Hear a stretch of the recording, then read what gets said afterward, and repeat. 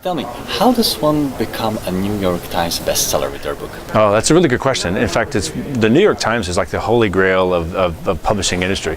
It's really just a matter of selling as many books as possible in a shorter period of time, but the caveat is they need to be sold from as many different stores as possible, not only from one part of the country, but all the way across the country. It's pretty interesting how they do it.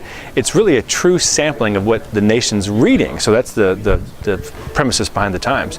One of the easiest ways to do it, not that it's ever easy, of course, is to try to take advantage of some pre-sale opportunities. So we try to coach the authors as their book is coming out, as they're preparing for the initial launch, is to have a great web presence, have a great social media presence, offer the book on their website, collect and add value to a potential browser to buy in their book or pre-order in their book before it's even published. Of course, the best way to do that is to give them something of value while they're waiting for the book. So we've had authors give them some video series to go along with the book that complements the book while they're waiting for it. You can bribe them, ethically bribe them by offering them some sort of bonuses or something along those lines, but ultimately you want to try to sell as many as you can prior to that publication date.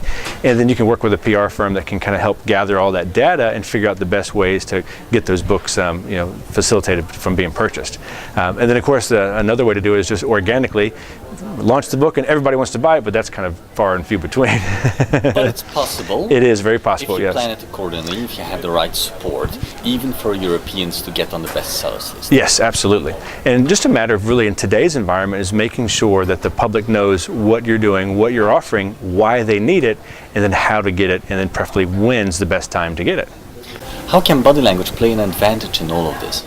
For me, I love to interview authors in person. So one of the things that I really look for, in fact, 80% of what I do when I select an author to work on their project is, can I really get it? Do I understand what they're trying to do? Am I excited with them? Are they enthusiastic? Are they passionate? Are they really motivated?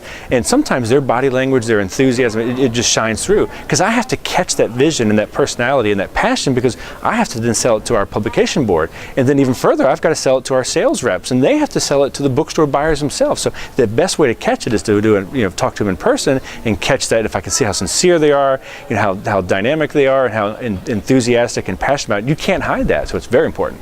And of course, if they're too shy or too scared or nervous about their own project, that's going to say a lot to me as well. Because I'm wondering, are they really the right person to bring this to message? Even if I love the book, if they appear to be too nervous or too scared or too shy, I might be a little nervous myself about hiring them.